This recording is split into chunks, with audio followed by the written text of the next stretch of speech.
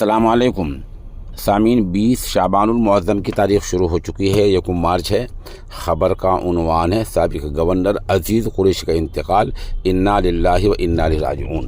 اتر پردیش اور دوسرے کئی ریاستوں کے سابق گورنر اور سینئر کانگریس رہنما عزیز قریشی کا طویل بیماری کے بعد آج جمعے کے دن انتقال ہو گیا ہے۔ خاندان کے ایک رکن نے اس کی باقاعدہ تصدیق کی ہے۔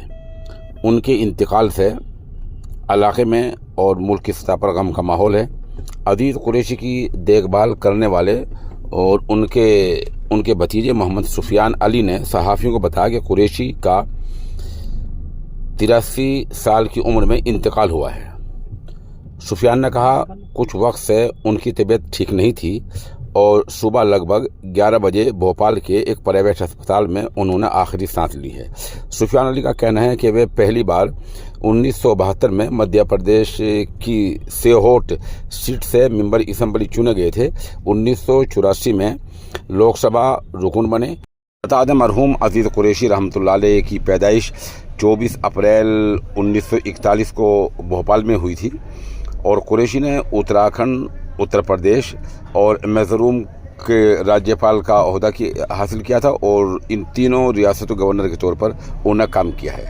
1984 میں ستنا سے جیتا تھا لوک سبھا کا الیکشن۔ عزیز قریشی کو 24 جنوری 2020 کو مدھیہ پردیش کی اس وقت کی کمل ناتھ سرکار نے MP اردو اکیڈمی کا چیئرمین چنا تھا۔ 1973 میں وہ MP کے کیبنٹ مدھیہ پردیش کے وزیر بنے تھے اور 1984 میں مدھیہ پردیش کے ستنا لوک سبھا حلقے سے وہ لوک سبھا چناؤ جیت گئے تھے۔ بھائی، یہ ان کا مختصر سا تعارف ہے۔